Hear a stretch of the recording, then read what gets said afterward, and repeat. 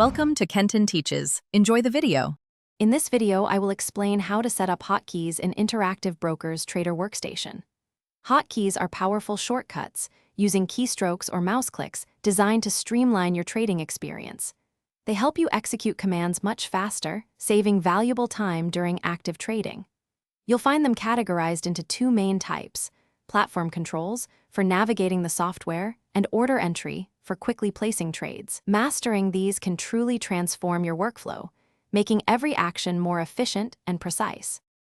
To begin setting up your hotkeys, first navigate to the Global Configuration menu within Trader Workstation.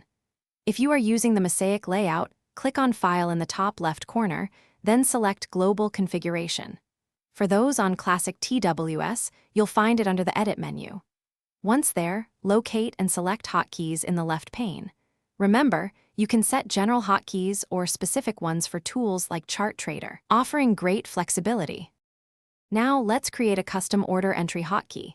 Within the Hotkeys section, select the Order Entry tab and click New Custom Hotkey. You'll need to assign a unique name for easy identification. Next, define the action, such as buy or sell, and choose your preferred order type, like a limit or mid-price order. You can also customize default settings, for instance, setting a fixed quantity of 300 shares or a specific price offset, tailoring it precisely to your strategy. The final step is to record your hotkey. Click the Record button and then press the specific key combination or perform the mouse action you wish to assign. For extremely fast trading, you might choose to check the Transmit the Order Instantaneously box, which sends your order to the market immediately upon activation. Once you've saved your settings, your new hotkey will be active right away. There's no need to restart Trader Workstation to begin using your new shortcuts. Thanks for watching. Please subscribe if this video was helpful.